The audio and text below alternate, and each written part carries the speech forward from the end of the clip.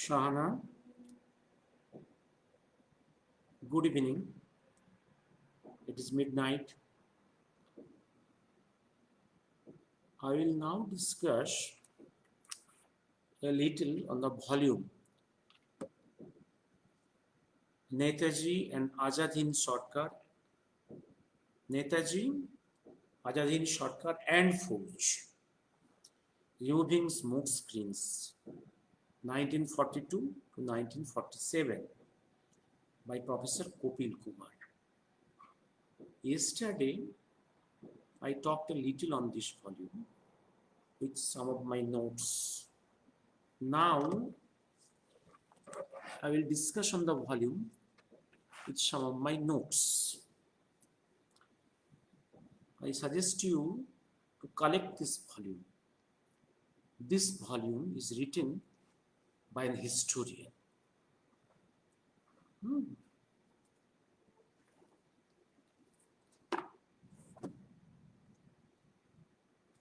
Not by dramatists, not by politicians, not by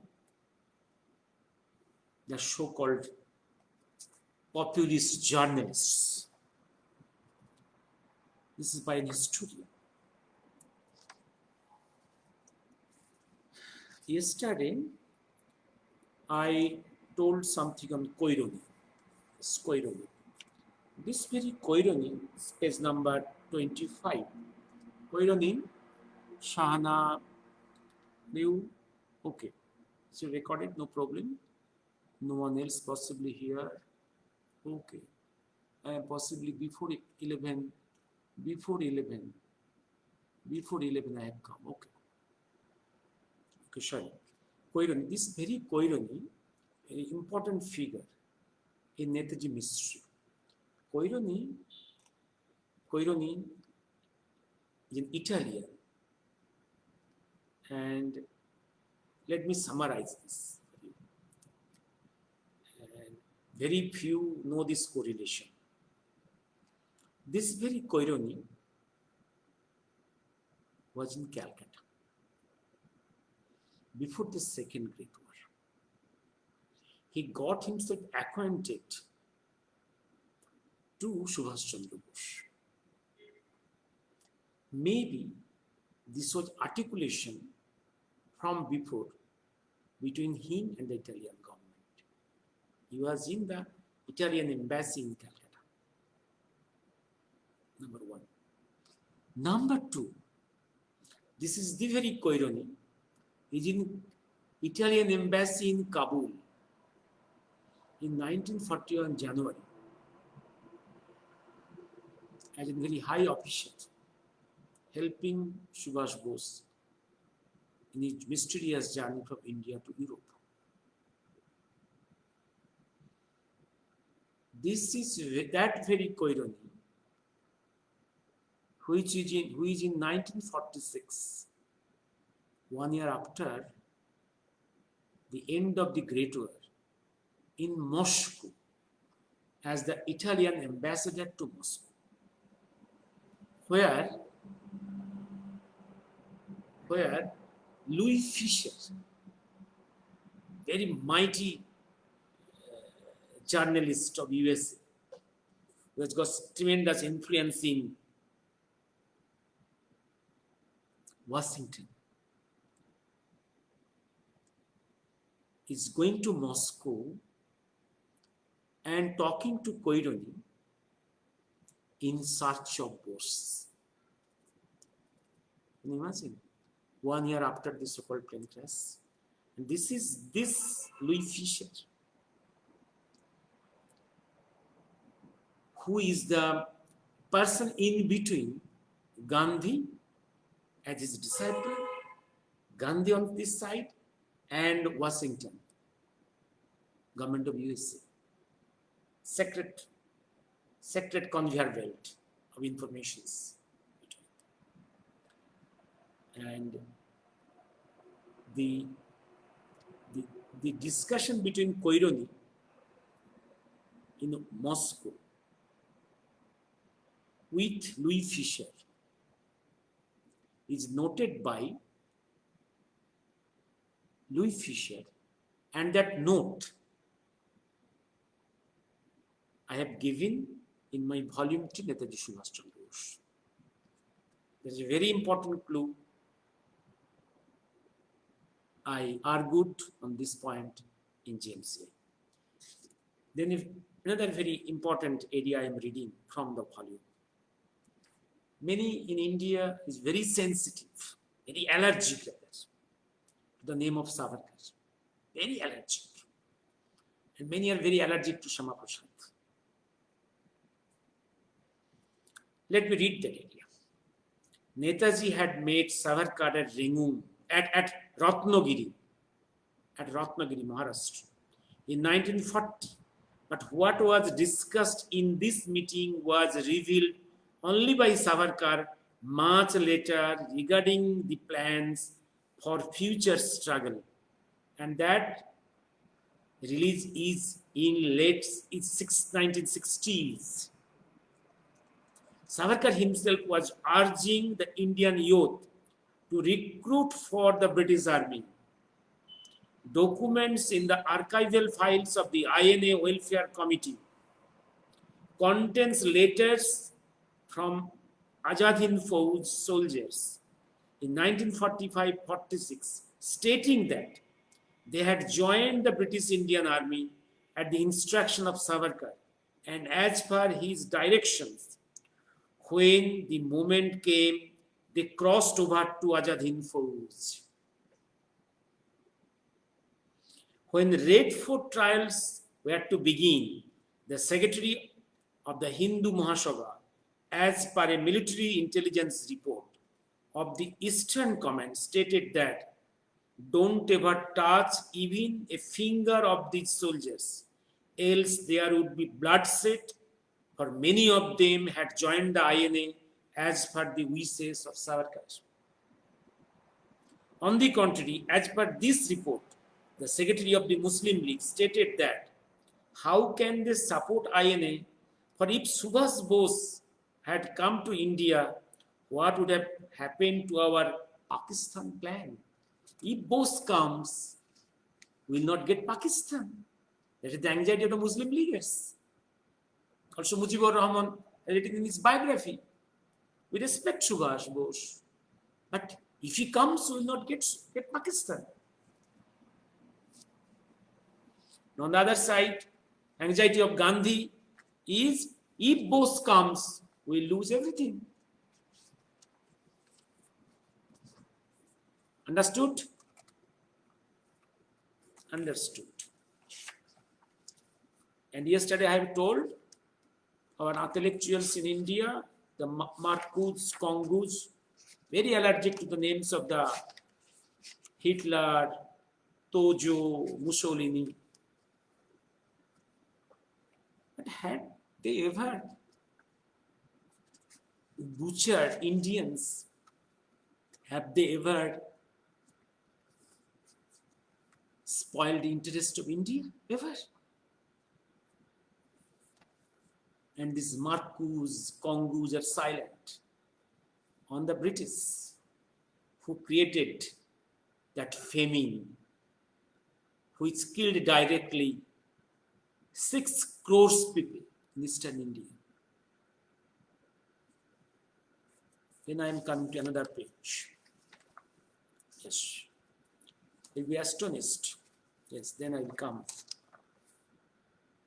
A good section of the intellectuals in India and Bengal, they don't know the role of Rabindranath in the liberation movement. Rabindranath is a very, very deep person. Many planes of his activities. He had to save his Vishwarati. He had to be active like Sister Nivedita, like Swami Vivekananda, has contributed a lot to our freedom movement. On the surface, we have seen Rabindranath meeting Rasbihari Bose in Tokyo. And we have seen Sriniketan behind Vishwabharati, Shantiniketan. where he settled many ex-revolutionaries. And many revolutionaries were appointed as teachers, trainers in Santiniketan. This is not for nothing. And here is a very important document in page 44. A police report published in New York Times on Gurudev Tagore, describing him a dangerous person with revolutionary links. When Gadar Party, his movement, Gadar movement, thousands of Punjabi Sikhs from North America organizing their programs and armed activities against British to liberate their motherland. In one pain, deep relations.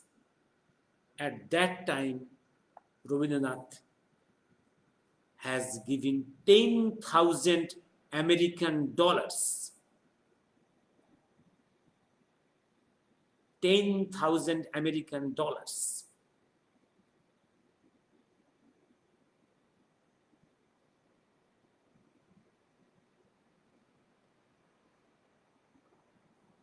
According to this report, he gave 10,000 American dollars in America, which he gave to the Japanese Prime Minister to be distributed among the Indian revolutionaries in Southeast Asian countries. The Gadar who came, some of whom who came from the North America on their way to India. One must take note here that the Indian Independence League was formed in all these countries. It cannot be taken as a coincidence that Tagore had traveled to most of these countries and met there many Indian revolutionaries, including Rasbihari Bose. Tagore and Netaji Subhash Chandra Bose too were also very close and both sought the advice of Gurudev. The different chapter I have discussed. Now I am going to another page. The sacred relations between Subhash Chandra and Rabindranath I have discussed in both in Bengali and in English. You will get in Facebook and YouTube also. Yes. Then I am crossing over to another document. That document is, yes.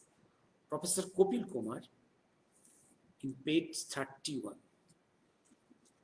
Very important lines. Very important lines. The only government,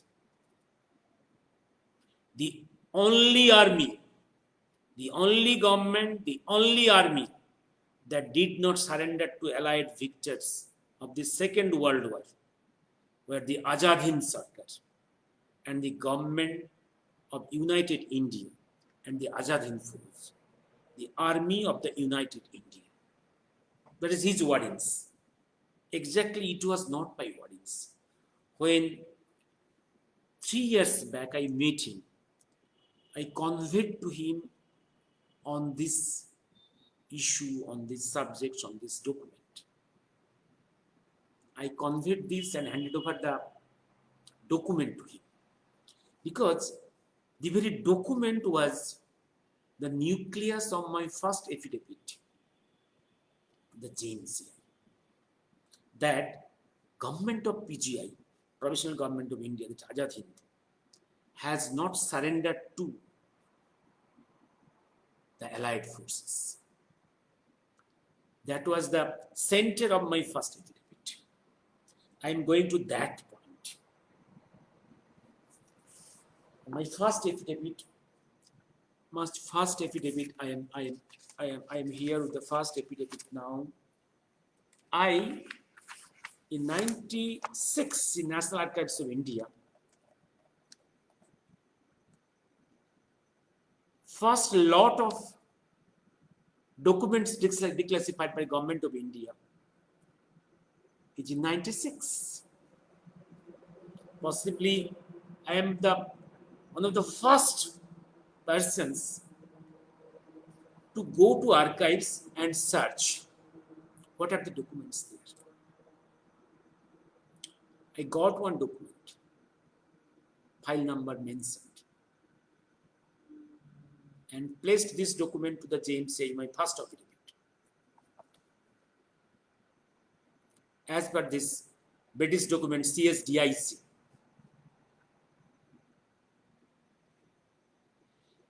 British International Global Intelligence Agency of the British,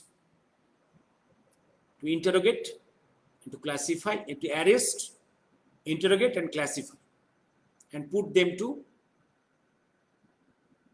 court. That body is CSDIC, global body, British intelligence body. Few lines I am quoting.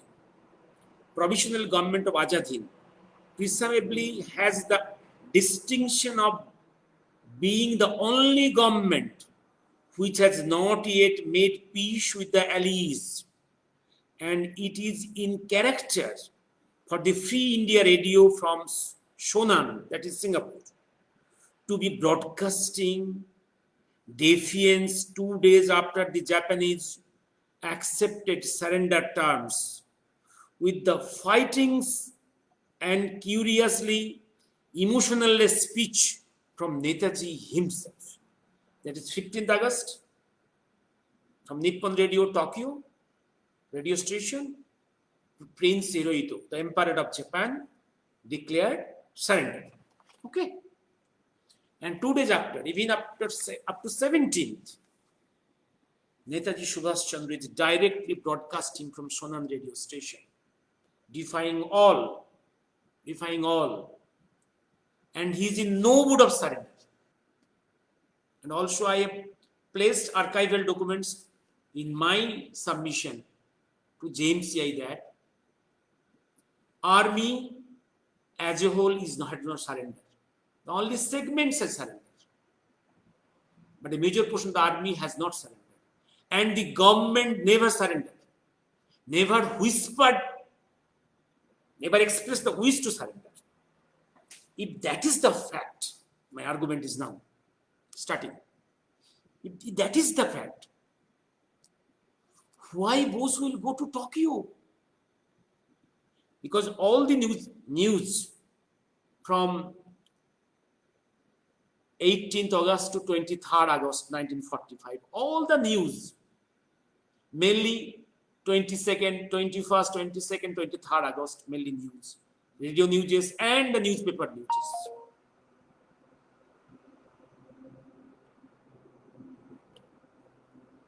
Saying, okay, news that Subhash Chandra, the head of the provisional government of India, was moving from Singapore on the way to Tokyo to find out the modality of surrender. My brothers, where is his plan to surrender? Where is his wish to surrender? He has no plan to surrender. He has not expressed, he's never expressed his wish to surrender. Then how the story is coming?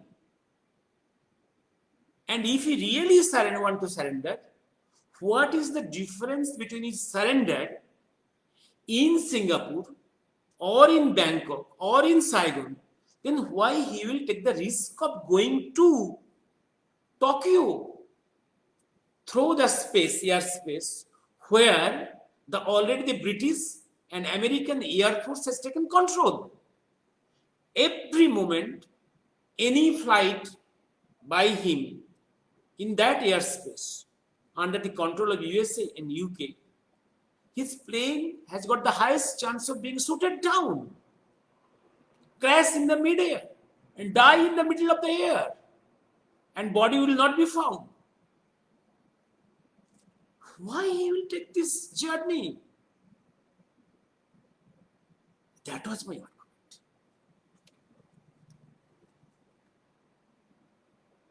That was my argument. Because in courts and commission, you have to find out crucial documents and pinpointed argument. The government of Netaji has not surrendered, has not expressed any wish to surrender. Even government CSDIC documents, I am showing, these archival documents, declassified. Yes. Yes. What was the order? In view of the present world situation, when all the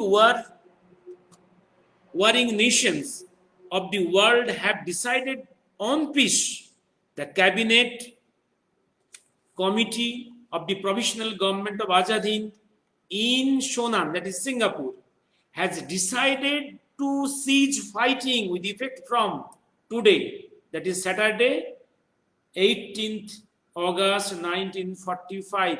Ceasefire, not surrendered. This is signed by M.Z. Kiani, to whom the power of the government is handed over by Subhash Chandra himself. That document also available, handing over the power. That is in National Archives. Even another, Southeast Asia Command. Southeast Asia Command Fortnightly Scrutiny Intelligence Summary.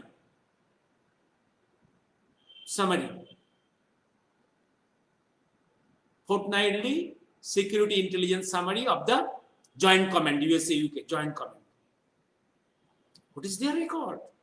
The INA ceases fight, not surrender. The following order of the day, dated 26/1945, was issued by the Supreme Command of the INA. In all the units and commands of Malaya and Shonan, Singapore, in view of the present situation when all nations have decided on peace, the cabinet of the provisional government of AZAD HIND has decided to cease fighting with effect from Saturday, 18th August 1945. This is ceasefire, not surrender. Netaji has not surrendered. His government has not surrendered. His war declared against the enemies is continuing. His freedom movement is continuing. That was my submission. That was rather one of my submissions. The first submission to crush the plane crash story, the surrender story. And the final part of my argument was Bhagavanji, Mahakal. That's all. Let me stop here today. Thank you. Any question?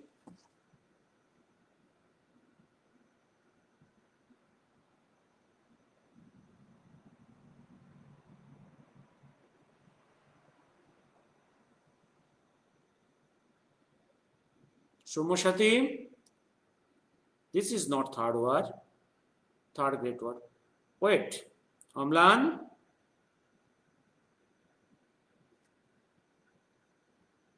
What? Any question, Amlan? No question. Let me stop here then. If you have no question, no inquiry, I'm not. Oh, just 25 minutes. Any question?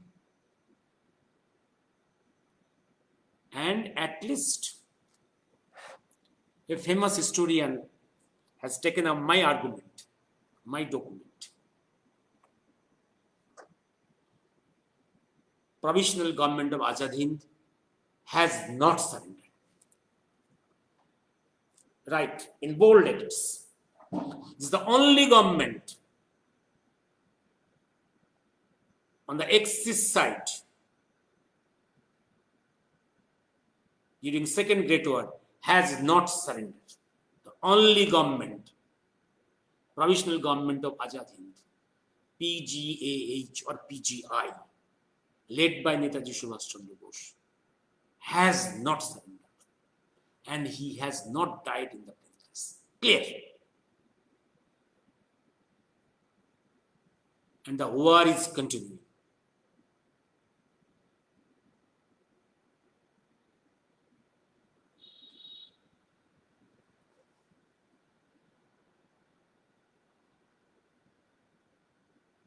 War in many planes. You can see it, you cannot see it.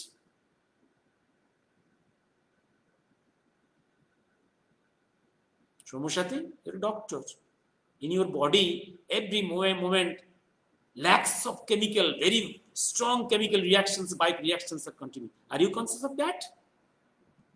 In your surroundings, in your medical colleges, many tussles are continuing. Many conflicts are continuing. Are you conscious? Even in your mind, there are many conflicts. Even surrounding you, or around you, or on you, there are so many conflicts. Are you conscious? No. No. I have told you. Even the total plan of Bangladesh war was known to Indira Gandhi, was not known to Indira Gandhi, was not known to Mujibur Rahman. Am I clear? Mujibur Rahman did not know, wanted not Bangladesh, free Bangladesh. Indira Gandhi did not know that this war will be the shortest war, cleanest war, sharpest war in the world history after the Second Great War. And a totally free land will come out. That is beyond his imagination, beyond his plan. Because this has destroyed his father's plan of a long-lasting Pakistan.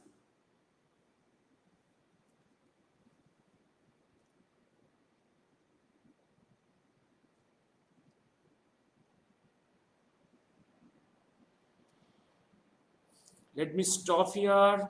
No more question from your side. Let me stop here.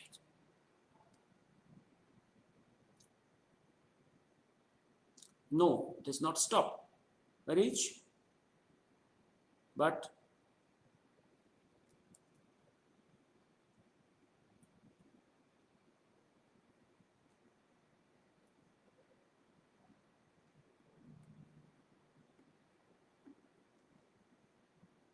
okay.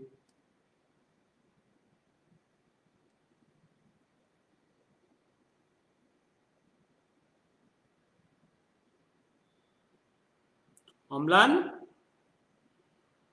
many ones are asking me on your film. On your film. What do you answer? They're anxious to see your film.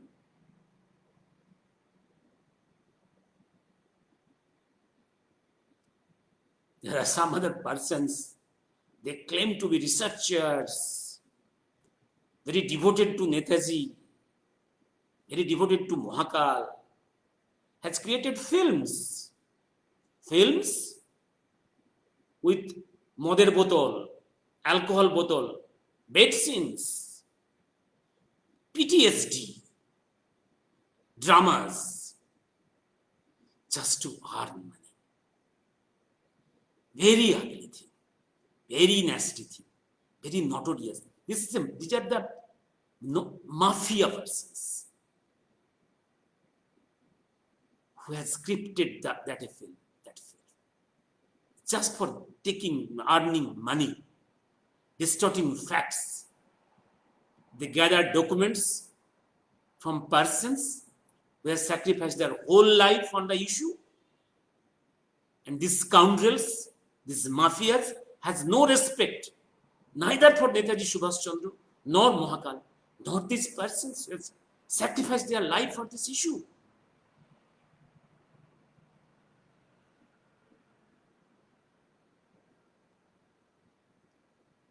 Let me stop here.